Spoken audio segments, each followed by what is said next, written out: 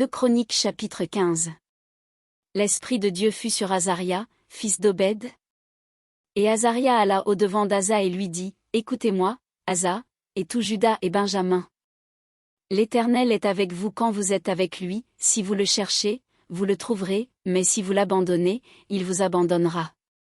Pendant longtemps il n'y a eu pour Israël ni vrai Dieu, ni sacrificateur qui enseignât, ni loi. Mais au sein de leur détresse ils sont retournés à l'Éternel, le Dieu d'Israël, ils l'ont cherché, et ils l'ont trouvé. Dans ces temps-là, point de sécurité pour ceux qui allaient et venaient, car il y avait de grands troubles parmi tous les habitants du pays. On se heurtait peuple contre peuple, ville contre ville, parce que Dieu les agitait par toutes sortes d'angoisses. Vous donc, fortifiez-vous, et ne laissez pas vos mains s'affaiblir, car il y aura un salaire pour vos œuvres.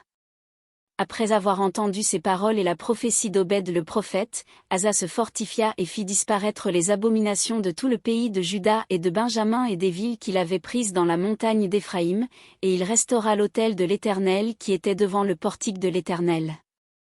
Il rassembla tout Juda et Benjamin, et ceux d'Éphraïm, de Manassé et de Siméon qui habitaient parmi eux, car un grand nombre de gens d'Israël se joignirent à lui lorsqu'ils virent que l'Éternel, son Dieu, était avec lui. Ils s'assemblèrent à Jérusalem le 3e mois de la 15e année du règne d'Asa.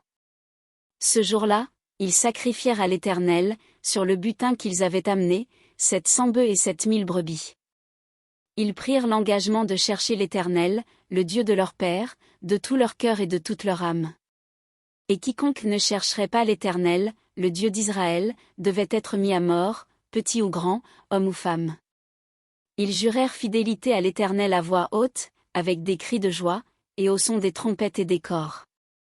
Tout Juda se réjouit de ce serment, car ils avaient juré de tout leur cœur, ils avaient cherché l'Éternel de plein gré, et ils l'avaient trouvé, et l'Éternel leur donna du repos de tous côtés.